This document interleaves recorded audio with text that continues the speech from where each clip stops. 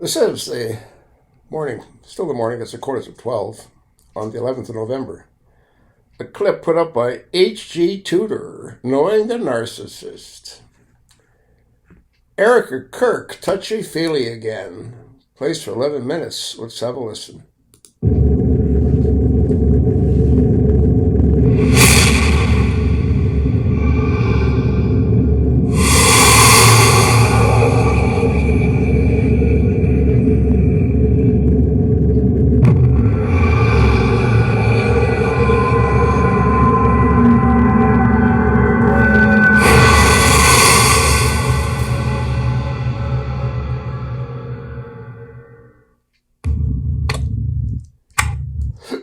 Subscribe.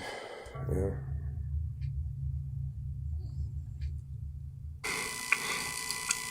Kirk, touchy again. Hello, I'm H.G. Tudor. Having established that an individual is a narcissist, we are then able to look at their behaviours and interpret them through the prism of their narcissism. As you are aware, as being regular followers of my work, that everything that the narcissist does when they're involved with another person or prospectively involved with another person is driven by the pursuit of the prime aims. The narcissist must gain control, and there are the three assertions of control that allow that to happen. More than likely, they'll also be seeking fuel. Want to understand more about what that is? Read my book, Fuel. You'll find it on Amazon and in the Knowledge Vault, link in the video description. The narcissist may also be seeking character trait acquisition and also residual benefits. You can watch my video about the prime aims to understand more about these topics and individual videos about various aspects of the control, fuel, etc. Well worth diving into to understand more about these prominent narcissists about whom I regularly speak. With Erika Kirk, she has appeared, once again, at another event. Naturally, her narcissism draws her to it because it provides her with the opportunity to assert control over a large audience, that she receives fuel by way of the audience's reaction, and also by virtue of the response of a wider worldwide audience. There's the residual benefit of the management of her facade also, and there could be a residual benefit of financial incentive also, although we don't know for certain in that regard. Just recently, she received the inaugural Charlie Kirk Legacy Award at the Fox Nation Patriot Awards, which had been created in honour of her late husband, Charlie Kirk. That, naturally, is something that people wanted to do to honour the work of Charlie Kirk and to commemorate the fact that he died in the pursuit of that work also. And as a consequence of this, Kirk was able to attend and make a speech. Let's have a quick look at a short aspect from that appearance. He knew that evil wins when good people stay silent. And so for the rest of my life, I will make sure that I don't stay silent. I'll keep speaking the truth, no matter the cost. No matter the cost. And I pray that all of you do too. You'll have noticed that once again, we see the performative dab of the eye, something for which she's become well known, whereby she is emulating what her narcissism perceives to be as grief. Now, I understand there'll be some people that will say, well, she is just a grieving widow. Undoubtedly, she is a widow. That is a fact. But what people need to understand is that as a consequence of her narcissism, what you see is her utilizing the death of her husband to triangulate people with it in order to provide her with sympathy and admiration for her courage, etc. The narcissist will use anything and everything to get to the prime aims. Many people fail to understand this. They think, oh, the grief is genuine. No, the narcissism uses that grief in order to enable her to assert control over the audience and draw fuel.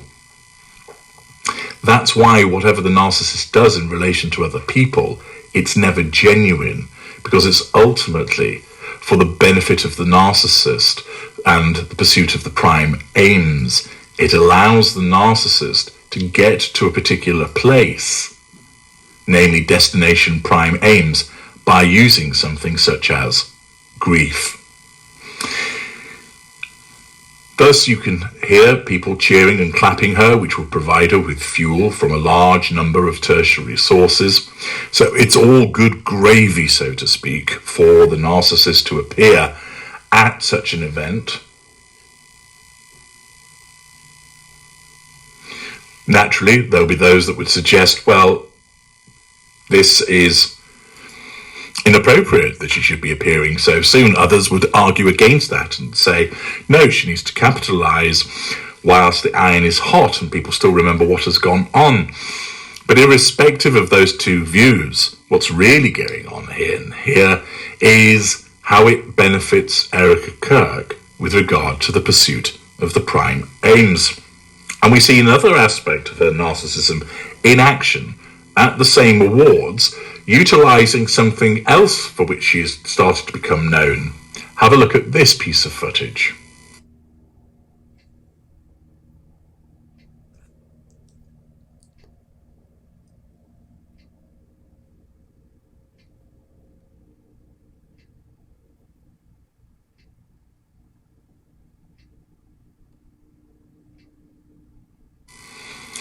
You'll recall that Erika Kirk received considerable criticism for the intimate nature of her hug with J.D. Vance.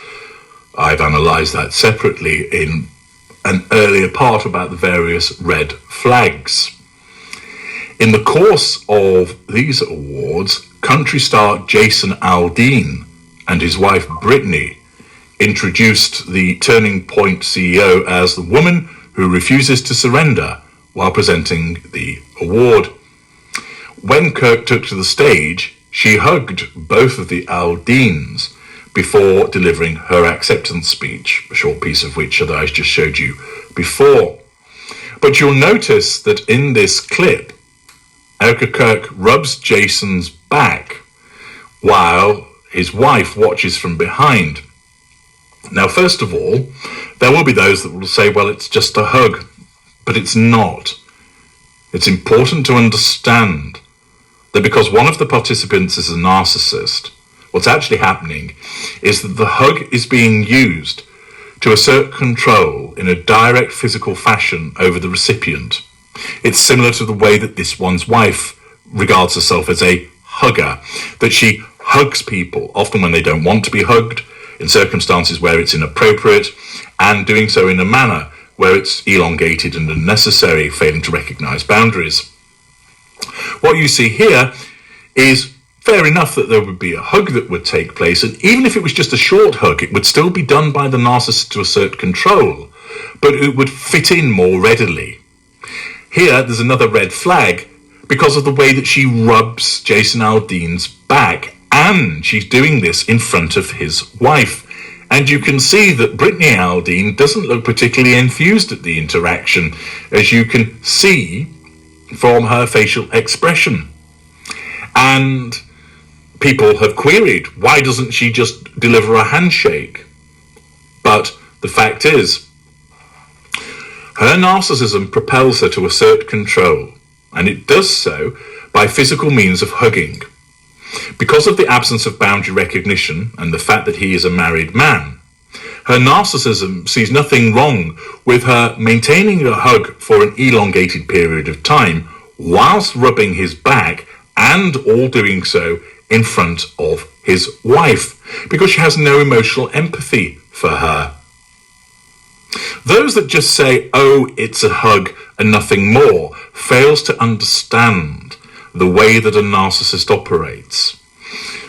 When you do, you'll grasp that everything, and I mean everything that the narcissist does in relation to dealing with another person, is driven by the pursuit of the prime aims. There are no exceptions.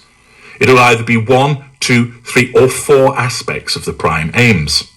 So here, she's asserting control over Jason Aldean. She's drawing fuel from him by way of him reciprocating the hug. She'll be drawing fuel from audience reaction. She's managing the facade of her being a kind and caring person. She's also asserting control over Brittany Aldean by triangulating her with this hugging of her husband. And accordingly, this is what is truly going on.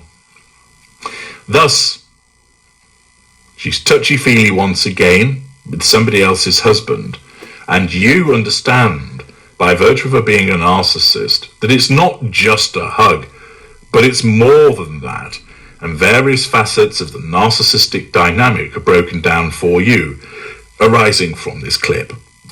I'm H.G. Tudor. Yeah, he's right. I'll attach the link.